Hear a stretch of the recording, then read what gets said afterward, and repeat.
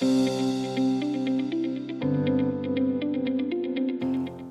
we have to have a conversation about the AVID, or Agent Visual Inspection Disclosure. So there's a handful of things. You just need to know why this form exists, and then we'll talk about a handful, 3 or 4 different, guidelines I would say you should always think about when you're filling out your AVID. First off, the state of California requires, and you would have seen this in your licensing class, that it's a requirement that if you represent someone as a real estate licensee and you represent them in a transaction, then you, as a part of your duties as a licensee, is that you must do a diligent visual inspection and disclose anything that you know about the property. So do you have to use the AVID form? Because this is a template that is used mostly in California that has a bunch of questions that you can answer and fill out as you go. That form itself is not required by the state, but the fact that you have to do some type of inspection is required. So that form has become essentially the best practice or standard of practice, meaning you want to do at least answer the questions that are on that form. And that's a way to document that you did do a visual inspection. You don't want to have your file looked at later on and have a DRE auditor saying, hey, it doesn't even look like you did the minimum required by the state as a licensee in this transaction because I don't see that you did a visual inspection. So that form helps you document it. So that's one. You got to document it. There's just no question. Secondly, in addition to that form, the other way that it's commonly done is on the last page of the TDS, or the transfer disclosure statement. There's a paragraph, there's only a few lines where you can use those lines as your agent visual inspection to document that. It meets the legal minimum. We don't recommend it. We recommend that you do the full agent visual inspection disclosure. Modern Broker, our company, requires that you do the full agent visual inspection disclosure form. And so we'll talk about a few things that you can do to fill that out and how to think about it as you're filling it out. The first of 4 things to think about in your AVID is you do not want to use adjectives. So these are descriptive words, right? If you see a crack in a wall or on the driveway or something like that, you're gonna say crack in the driveway. You don't wanna say small crack in the driveway. Don't describe it. You're just saying there's a crack and you've identified it. It would be up to the other side to do other investigation if they would like. It's not your job to do more investigation other than to document what you see. Adjectives, the reason you don't want to use them is that they can be misinterpreted. To you it's small, to someone else that might not be small. And so I'm just using the example here of large versus small. There could be any number of other adjectives that are used in a transaction, but just know they're subjective, right? And the scale that you're talking about is not necessarily obvious. So just avoid them. Don't use adjectives. If there's a crack, say there's a crack. If something's broken, say it's broken. That is it. You don't go beyond just that. The second thing on the AVID you want to avoid is diagnosing any issues. So you don't want to diagnose things. You are the real estate professional. You are not a contractor or inspector in that regard. So one example we used talking about cracks earlier, you don't want to say settlement crack or something like that, right? Or another one would be cosmetic crack. You don't know that. You don't know the source of the issue. You're implying by using the word settling or settlement that you know why that crack is there, and you don't know why that is there. And it's not your place to be the one to diagnose it. So just don't do it. Stick with crack. Crack in the driveway, crack in the stucco, and leave it at that. You're not there to diagnose these issues. You're there to point them out because you saw them, not diagnose them. The third thing you want to avoid when you're doing the AVID is trying to identify the source of a problem. A really common example here is stains on a ceiling. This comes up a lot because, just as an aside, stains on a ceiling is something that appraisers will look for when they're going through the property to cite if there is potential roof problems. Because if there's a stain on a ceiling, maybe there was a roof leak, maybe there was a plumbing leak, but you don't know. Maybe someone opened a soda and it hit the ceiling and it looks just like a stain that may have come through. You really don't know what the source is of that stain. And again, it's not your place as the agent in the transaction to say what the source is. It's just your place to say that you did see it. So you're going to say stain on the ceiling, and you'll leave it at that. So again, you're not there to identify the source of a problem. And keep in mind, you have to do this AVID as a buyer's agent. As the buyer's agent, you know that the source of this issue may be very important to that buyer. So this doesn't mean that there may not be other investigation that's warranted. That may be the case and an important thing to do as a part of representing your buyer. It just doesn't mean that you do it on the AVID. Your AVID just points out what you saw.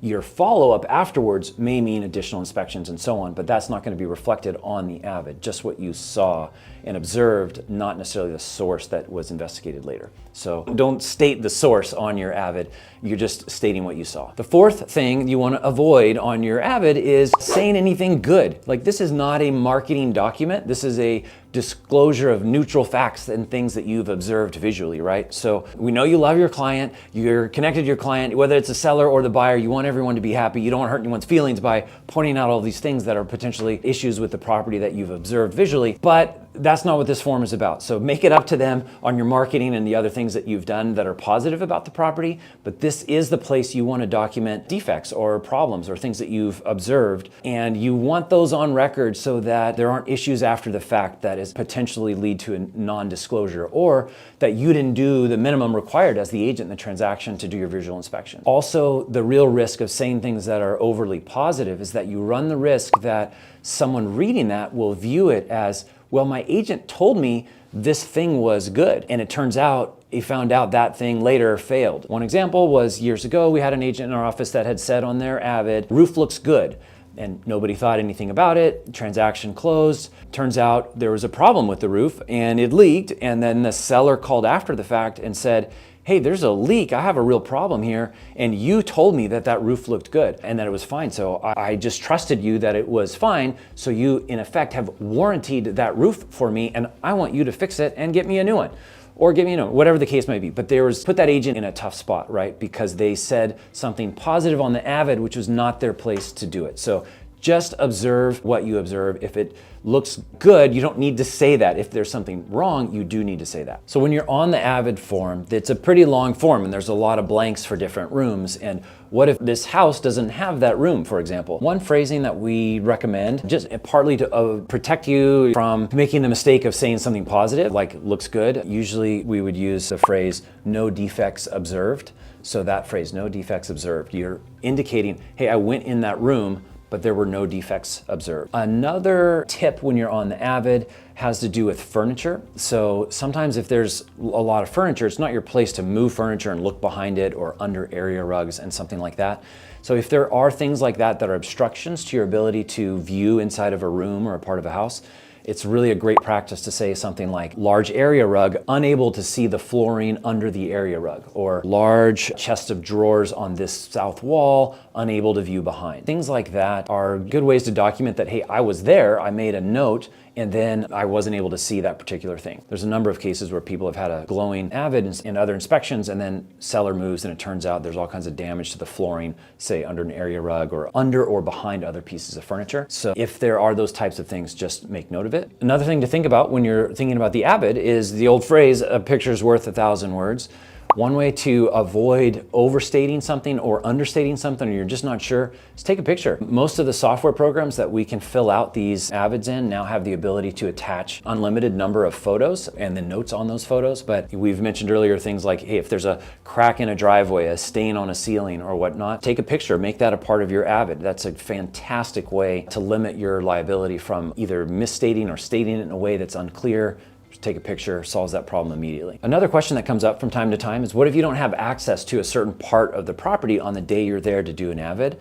You don't really get a free pass just because a door is locked. So the specific circumstances here really actually matter, because you are obligated to do this thorough visual inspection, right? So if you can't access a certain part of the property, what do you do? Really, I would say check with a manager, like what's going on here.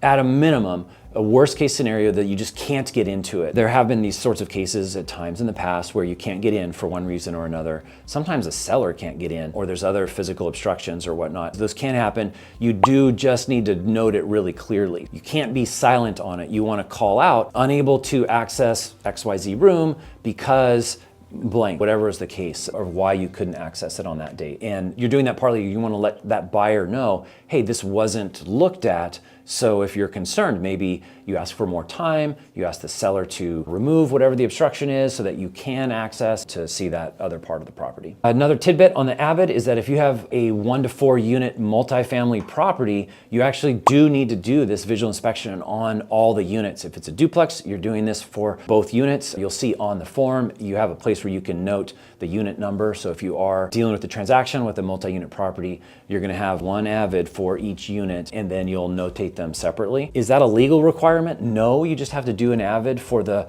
property as a whole. It's really provided as a convenience so that you can document, because keep in mind, right, the main point of this is you're documenting that you did what's required of you, which is a diligent, thorough visual inspection of the property. So this is a way that you can show you went into these various rooms of each unit. So you have a separate AVID for each unit. Another question when it comes to your AVID that this will happen sometimes is that, let's say early on, maybe even when you took the listing, before you started marketing the property, the seller did their TDS, their SPQ, all of their standard disclosures, and they were pretty thorough, but let's say they missed something that you now catch when you're doing the AVID. So is it good enough that on your AVID, because your AVID is attached later to the seller's TDS, right? So let's say you've added that item to your AVID, is that good enough because the seller missed it, but you got it, so it covered them, right? There's a couple different schools of thought. What I just kind of described, I would say, is the lazy school of thought. We don't recommend that. Basically, if you discover something that you think a reasonable person is gonna go back and look at that seller's TDS and say, the seller filled that out, they didn't mention this. Yeah, the AVID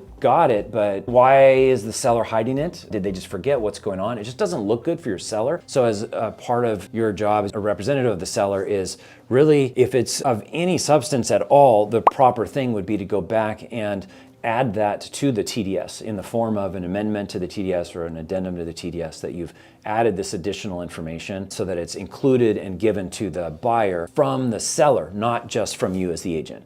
You can still have it in your AVID, but it's really not great representation of the seller if you've disclosed a bunch of things that the seller hasn't. Part of what that seller really wants, if there's an investigation or a claim or something else, is that they want their best off if their disclosures that they've made to the buyer are as thorough as possible. So if you find something like that, amend or do an addendum to your TDS, and then with that, you're gonna provide that to the buyer and have them sign off. Thanks for watching. I hope this was helpful. If you learned something or if this helped you solve a problem, follow me for more.